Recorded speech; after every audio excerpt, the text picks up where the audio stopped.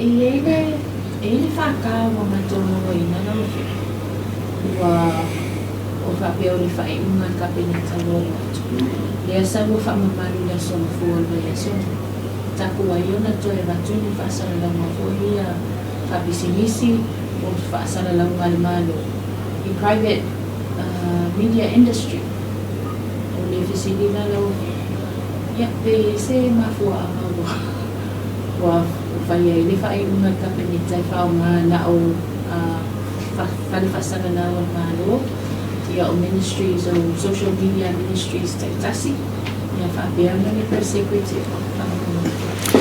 Ia whaftai, o le whai unga i lalo ai inga maasani al kabineta e confidential. Ia o wala umani, le sa mato pui e lava, tasi nei mafuanga, le sa li o le malo. Le mea lale nei, o le whai unga le malo, ai talana i mai fafo.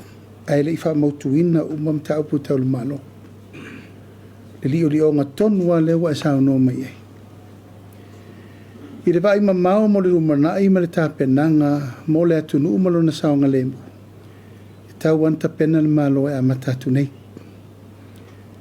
Wa le tasi, wa le atulasi, e le a fia matangi se whamatalanga i walesi whasala lau o lo sanga tonu pele la tofa mai moe. A le mai tau le me fo i lea na wawa il temil nei o le anganga lava le momoli atu. Ia sao, sanga tonu, whamaoni, whamatalanga uma e tu atu le malo. A le mele matou te mai tau, ia tu lou lava, o le mafuanga le o le te le vevesi lea lu temil nei. Ona ese whamatalanga le watu le malo, ese whamatalanga i ui i whasala lau noa nisi o lau whai newspaper, nisi fo lau tirio le tio whasala lau ma mea uma lava. O le tūlanga la ato toa o le puipuinga. O le puipuinga ina ia sao masanga tonu upu matala matustusinga o malo e tu inatu ma i lea taimi. I le vai mamao, o manatu le malo, o le ato e wha malo sia le ngā luenga le press secretario mo le malo. Tūla i le malo so se news ma me le malo e te tauna break le malo.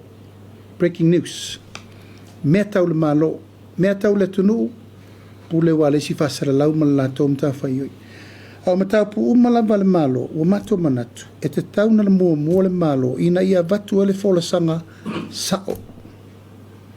Al mele tau whainei, o sau mai whafol fola sanga le malo, tau ma whai atu le malo whasao sao. O le ropo whe au wai irfina ngalo le tunu. E mua lava le na. Ele tau ngō fia le mea nei o le tau pepelo ina o whai pule e maise au nei o le pāna mea i taimi uma maso uma o le mea lea. O mea whaatusa ai le whaalumaluma o le tau whai o le tau whaaleanga o le whai tio mea umalava. O leanga i mai tustusinga nei i o matu tangata personally. Ai ngalo ato le mea lei. E le o mātou le e anga i mai ei. O le e wha marunga le malo ia mātou. A tātou le whaia se mele te mire nei. O lono winga, o le me tū lai mai le lumanai. O pūlea mai whafo a inga. Winga o le alua o le whailanga kala wha a sefa mai le ama. Si pa a koa i al mele ka un whaia kule malo e wha sa o wha manino mwha tino. I le meta oto le leiai. Le sanga tonu o mea uma. Ai se upu ma se tala e a watu i fafo mai le pūlenga le malo. E tauna watu i le press secretary. Fatu e le ia auto malawa. Ona whaasala lauro le, ma whai e auto news i lunga. O le mere e le teimil ne, ia mua ka vale sofangu, ai muri sofangu. Tūlanga sao lava na le e le teimil ne. Mai o lo whaanga moripo, e pēo no whai atu. E tā ua ngā luenga whalitu stala. Pei tā i le whape whai atu ta ulanga ina se ngā luenga. Al mea le tupu. A hao la le teimi ua whai ei whinaunga po o whea le nius sao. A whea le nius e se. O hea o iei mātou. O hai e alu i ai le mā logo e tau wha sao. ena nau mai le whaape wo nofo ma pen ma tudi ai mai a whela adu le malo ena whai tātou tū la whono le media council o whea le media council o whea ape na i le complain pe a whaapela tu e la whaapela o le alu pa le mia avela na complain i le media council ia o te tali wa po poi I can afford to go lauli myself to the media council. A le whaapale ni ina o le a ngai o le pale mia i le media council. O le pale mia na o le malo na whai le media council. So ere o whai ala le tiu te le teimiri ni wha mau po poina o le media council, po active o le media council. E tū lei mai, e whai le upu ia i la tau oso lia le tau lava tū la fondo. Tau na manino le mena. O mawhau le malo e te tau o na tuu mai pēla niusa le malo mo le malo. Ina ia whaasao, whaamanino, whaatino, le tūlanga e te tau o na whaatūlanga i mea ia ina ia. Aua nei whaapea mai, whamai le malo, whamai na whono pestama anga whiri, ai le i whono. Whamai na al tūlanga ua, tūlau lava wa fia uma vai lua le pārimia. Tūlau lava ua kuila koko whamamau le pārimia. E le tau ngō fie me ia. Ia, le fwoi na pisa fol no fōna vai nei, e watu le ata le press secretary, e whesiringi e le ata, o whea le ata mo i o le ata. Se i o maila ma le ata mo i o le whai mai o le ata na edit. A o le ata le na watu i lungo le press secretary, o le wha maoni nina.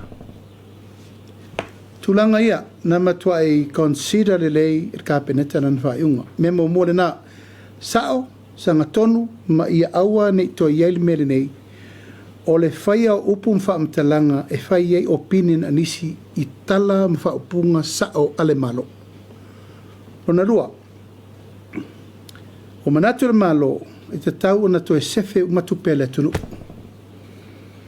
A mai umalava whaasara launga le malo se sisila o le press secretariat 2AP FM TV9 Savadi lima le lei outlet salmano aile o longa lava ona iai le teletonunga o le ato atoa o lona whaongai ai sea satu wava noa lava satu wava noa matu lava i tato private media council lato te whasala lawina e lea a fia la upulea i lato o lo whaia pea le tūlanga o le kiliva o news mo mea umal tūlanga wha maoni mo le whaasala lawina.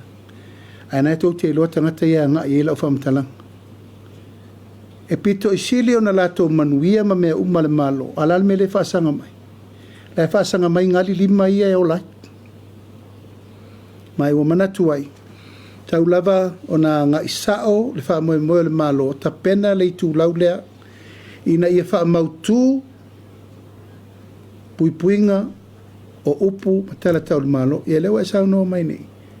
Le whaka, e te sila fia le whaka. O le whaka o se mea confidential le malo, o na o to tonu lavo le malo. E iai upuia. E se le puipuinga o le mea lea. Mai, o lea lava e avel tu alalo ia i latou o lo whaingalu wenga le malo. A o le liki o mea ia, o le whaalata leo le malo. This is betraying of the government. Le pui nei me ma ia fa solo le temi nei. Ma le tali tonu ngā whai e le malu tato malo, e siri pato. A to whairole le temi leo le pule seo le tunu me ai whawhitai wa e langa. E ia lewa noa, vai sisi la o toi whasalalonga le malo. Sa tatala lewa noa. E wo manatu marka peneta, toi seti, toi whamau popo mai. Te whamau popo mai. A le fua se tapu, ma wawa ai pēle tūlanga e toi whetu una i ele tō wha ina ia sanga tonu. Le pō pese nu.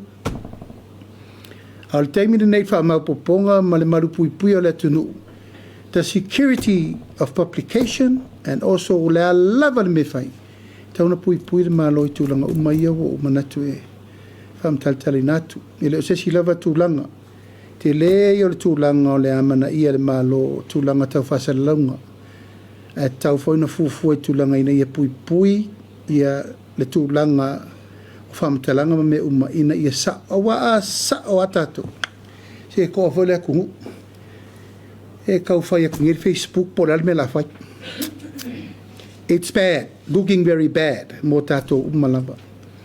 Le tau mwhai nei po lala wala o ile tupu i nei tala al taima le usonga. Whai ngofie na tu malafo le upu, tu atu. Ya, e pe wha penasi tala.